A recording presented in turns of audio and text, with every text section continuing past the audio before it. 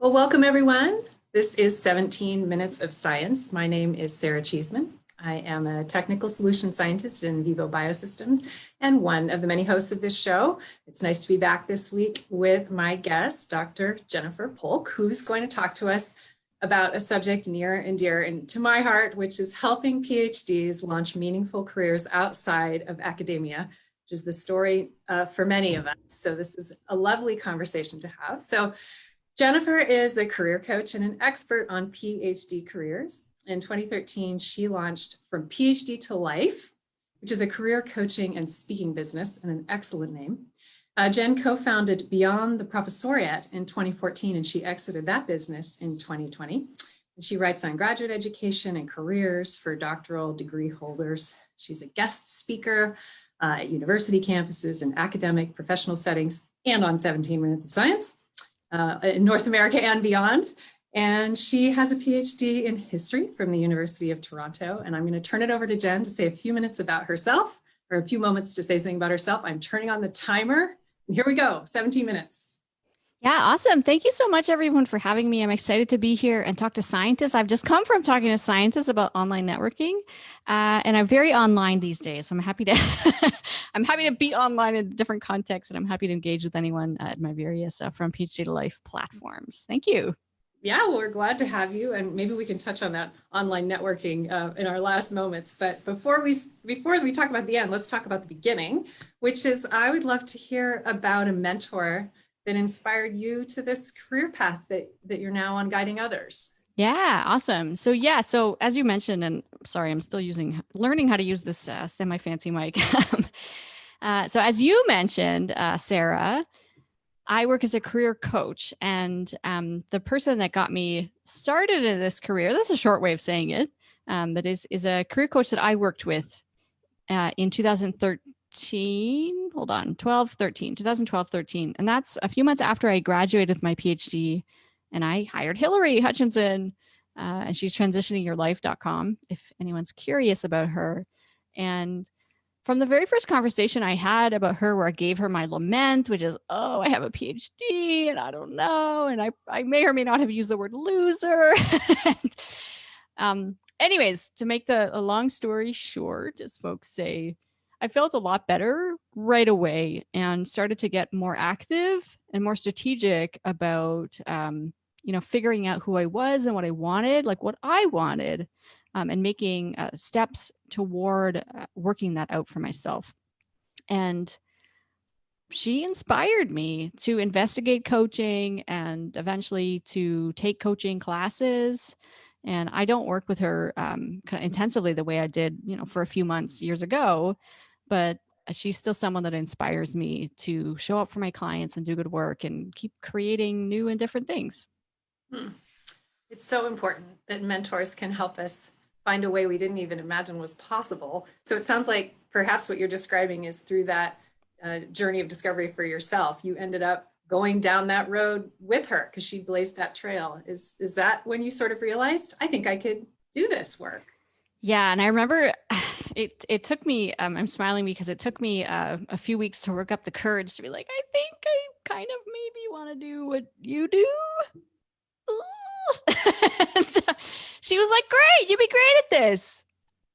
I wasn't going to be great at it right that very second, but I learned about coaching. I read books. I did informational interviews with coaches. I explored different coaching programs. I signed up for one. I took courses, et cetera, et cetera.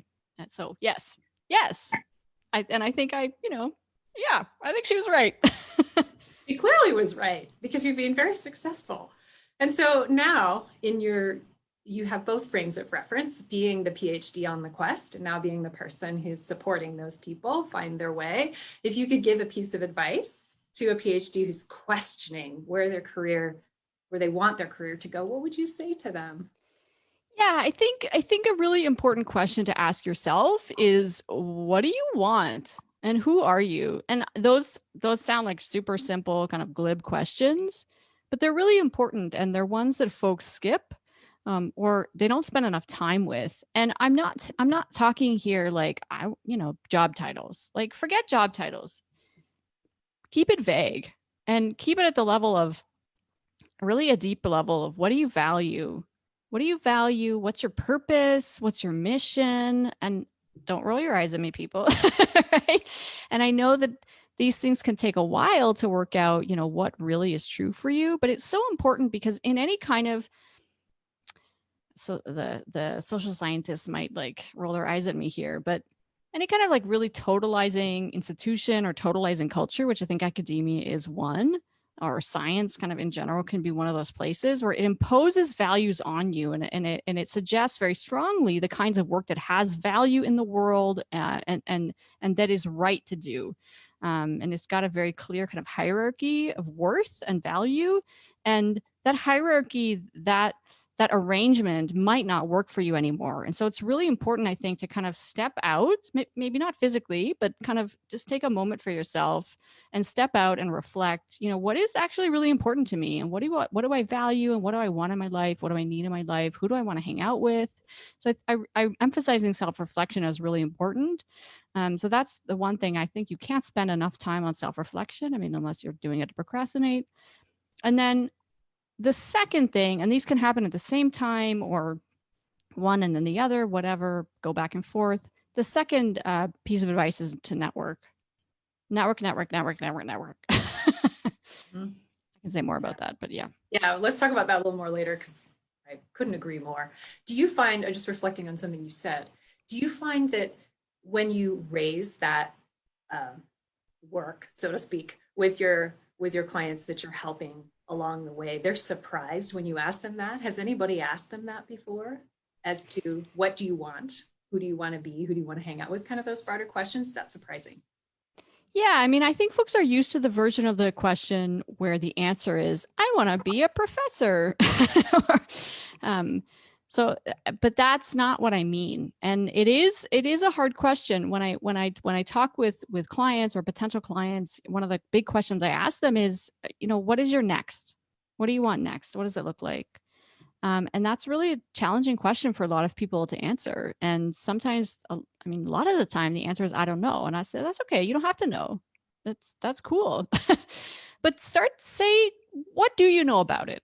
What do you know about it? And keep it vague, right? Keep it vague. What is true about it? Even if a lot of the details are fuzzy. Because I think in our world, we don't take a lot of time out to kind of be selfish around all of this stuff, but you need to. It's like people have used this example before. You got to put your own oxygen mask on first in an airplane, right? Before you can help others. It's exactly that.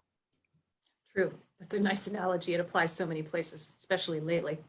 And do you find that specifically, you're a historian by training, but when you're working with science-minded types who, we tend to be by nature somewhat analytical, struggle with this? Is it harder for scientists versus non-scientists? I'm curious. I wouldn't say so. Different people like different kinds of strategies and tools, exercises and approaches to this. So for example, some of my clients literally draw things out, right? Awesome. And others are really down with making like vision board type stuff. That's cool. That's fantastic. And others, and maybe more the scientific set, love spreadsheets, spreadsheets and filtering and like all sorts of fancy stuff that I can't necessarily do in Excel, but it's really not all that complicated. But yeah, and I'm down with that. Like, great, make it into a spreadsheet, like set your filters, like do all of that. That's really cool. So there's lots of different approaches to doing this, but the bottom line is, yeah, figure out what are your, what am I trying to say here? I forget the word, but yeah, figure out your shit. All right. So a question just came in from the audience, and I want to read this because I think this is an excellent one, but I'm going to be scrolling, so bear with me. So with your focus on PhDs, what do you wish non-academic employers knew to help them find, hire, nurture new employees fresh from their PhD programs? Okay. What do I wish employers knew about PhDs? Right. Wow, that is a lot. There's a lot to say to that, but let me see what comes to mind for me. So I wish employers knew that PhDs come from, they might not, but they might come from an environment where they are used to doing everything largely on their own. Again, that's not going to be true of everybody. And I think that PhDs, especially if they're new on the job in a workplace setting, that's not going to be true of everybody.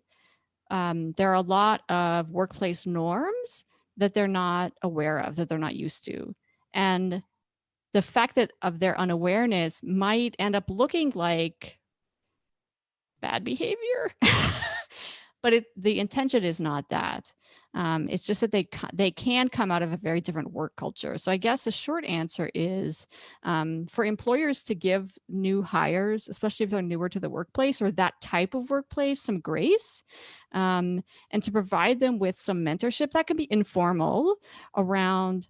I mean, it's almost in some ways what you would expect employers to do with an intern, because what we want employers to do with interns is to provide them with an experience, a little bit of a cultural immersion into workplace norms and professionalization. Now, PhDs are not interns, right? I mean, I'm not saying that, but there was a little bit of, yeah, you might be 40, but this is a different style of workplace culture. Does that make sense, Sarah? Yeah, it's a very good point. I mean, because depending on how long someone has been in an academic lane, they just may not have had exposure to that or an opportunity to do those things and connected with people who've walked in those shoes. So yeah, I'm brainstorming with you. I like the pairing up with people that may be able to support them as they transition into that new environment.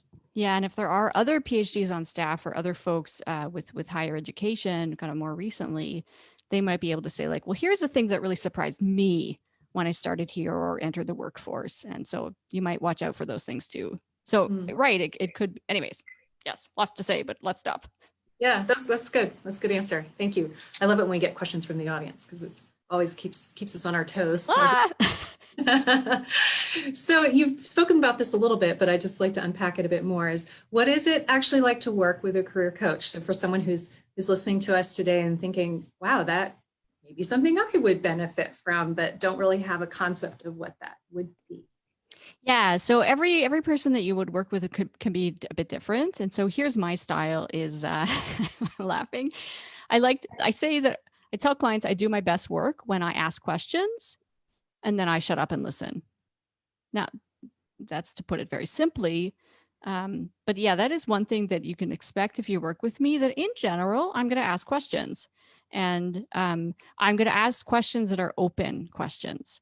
So questions that are not leading questions, right? Generally, and don't assume a particular answer, and that I'm not going to judge. And so coaching is about providing a space. My style is about providing a space for clients, for you, to figure out what's important to you and what you need, and to strategize and make plans with me who's not in your life otherwise. And I don't care. I mean, I care about you showing up in the world in a way that makes the most sense for you.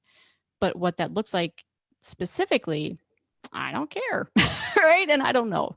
So that's what my version is. It's providing an opportunity for you to reflect and refine and to make plans and to then do the work that you need to do the work. And that's the difference, I think, between coaching and consulting, put it bluntly, is that coaches facilitate clients making transformation for themselves, whereas consultants provide expert advice.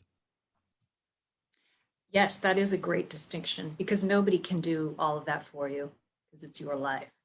So that leads me to the next question, which is, what are your favorite resources you like to point people to, especially if they're kind of at the beginning of this journey of questioning where they're headed? Yeah, so there's a lot of different kinds of things that folks can explore. I think, honestly, a great book that I think is really useful for people to look at is What Color is Your Parachute? It is a weird one because it is written for everybody. It is written for everybody. And it's been around a while. Yeah, I think he wrote the first version of that in the 70s. Right? Then that's the core principles must still hold true. Exactly. And it is available secondhand. I mean, if you can get any edition that was published in the last 10 years, it's fine. All right. No big changes. What I really like about that book, and I think it's fair to say that almost everyone out there talking about careers, riffs on stuff that's in What Color Is Your Parachute to a certain extent. I mean, it was really influential. It's been really influential. Is it really does focus first. It's like you first. You come first. Like, who are you? What do you want? What are you good at? What are you energized by? When do you feel successful? And those are just such critical questions. And there's tons of really great exercises in there. So that's like kind of the one thing I would say. There's plenty of other things that I might recommend to folks, but that's a great place to start. Okay, tried and true. We will, I'm noting to our producer on the other side of the show, we will put up a link to Jen's website because she does have some great resources. So people who are curious can go study her curated list and see what else is on there. It's pretty rich. So we're in 2 more minutes. We're kind of getting to the end. So quickly, I wanted to know, would you do your PhD again? Oh, Sarah. Yeah, I mean, that's tricky. If I could go back to my former self, which of course we can't, but if I could go back, she wouldn't listen to me, but I would really encourage her to say, figure out what you want out of this. Figure out what you want out of this. I'm not saying don't do it, but get really clear for yourself on what you want and decide that it's your life and it's your career and demand what you need out of it. And if you can't get what you need out of it, then you can make changes. And if those changes mean that you cannot do a PhD, that's fine. That's fine.